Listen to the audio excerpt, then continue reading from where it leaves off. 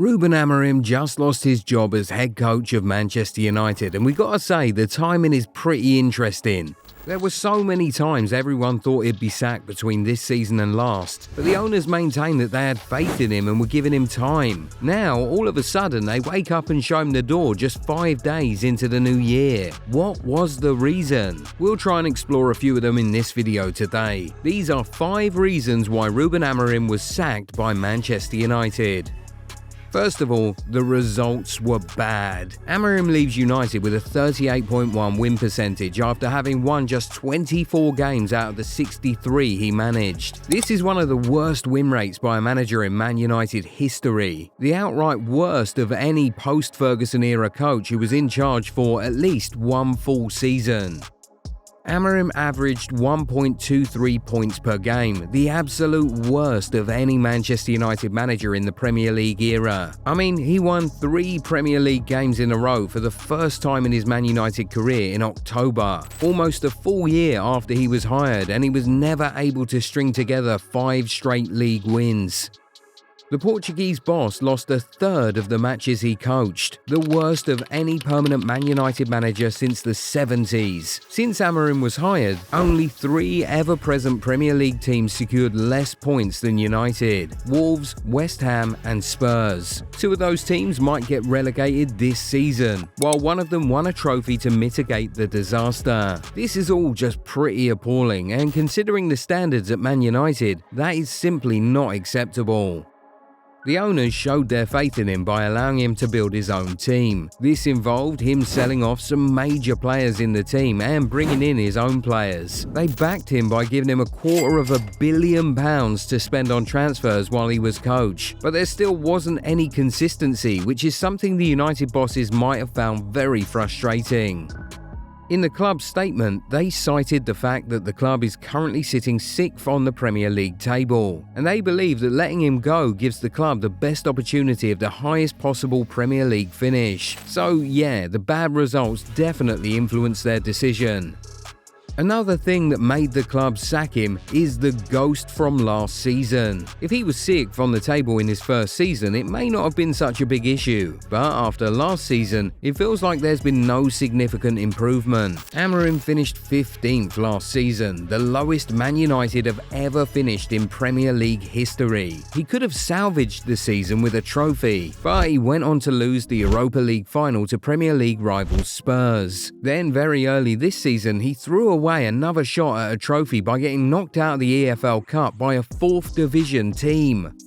When you factor in all these things, it looks like the team is going nowhere fast under Amorim, which must have forced the club to make the bold decision to let go of him. But while these 2 reasons surely affected the decision, none of them are the main reason the coach was let go.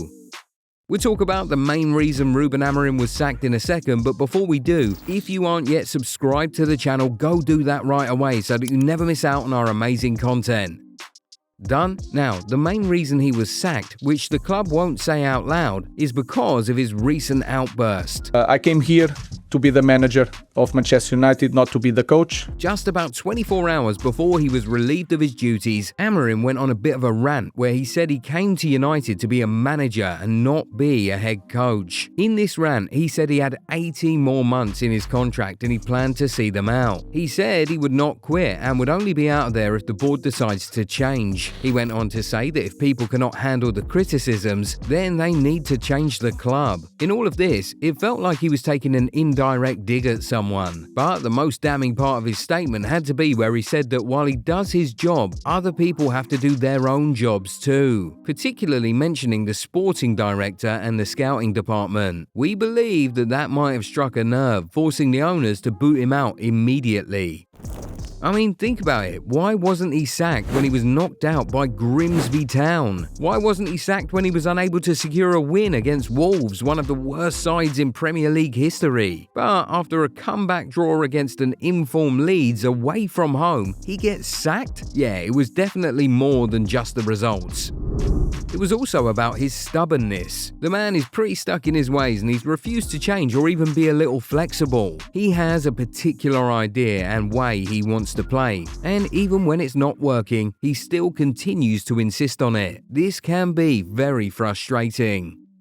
A lot of fans and pundits opined that Amorim could have gotten more out of his team in certain game states if he just used the good old 4-3-3 formation. The profiles he had available would likely have done better playing in that setup against certain opponents, but he refused to even explore it. This must have made the owners and management feel some type of way. At some point, it started to feel like he was more concerned about his own ego than the success of the club. I mean, after big losses, this man would come out and insist that he would not change his philosophy. He even once added that if the club wanted a change of philosophy, then they'd have to change the man. Well, I guess they finally took his advice. As a coach, when you're stuck in your ways, you must be producing results for your employers to ignore it and give you free rein. But being stubborn and still producing bad results? Yeah, that's the worst combination ever. You'll definitely end up getting sacked sooner rather than later, and that's exactly what we've seen play out here. At the beginning, a coach with a distinct identity surely felt like a breath of fresh air for Man United, but his refusal to adapt and evolve surely made the ownership lose confidence in his ability to lead the club back to glory days. And to be clear, this was never about his preference for the 3-4-3 formation. It was more about a refusal to adapt and do what needs to be done in order to get the desired results.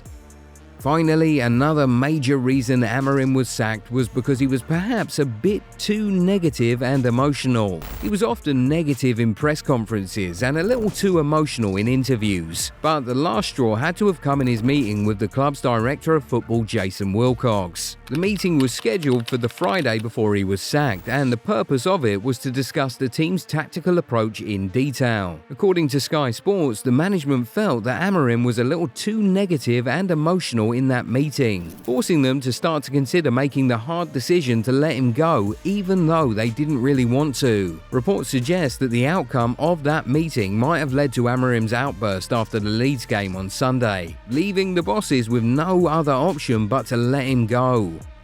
All things considered, it's really hard to blame the owners for sacking Ruben Amorim. But we now want to hear from you guys. Do you think that the club have made the right decision here? Should he have been given more time? Did he deserve to be sacked? Was the timing perfect, or should he have been sacked earlier? And who should take over from Amorim? Get in the comments and talk to us. If you enjoyed this video, give it a thumbs up and subscribe to the channel. Also, turn on the bell notification so that you never miss out on new content. We'll catch you in the next one. Bye.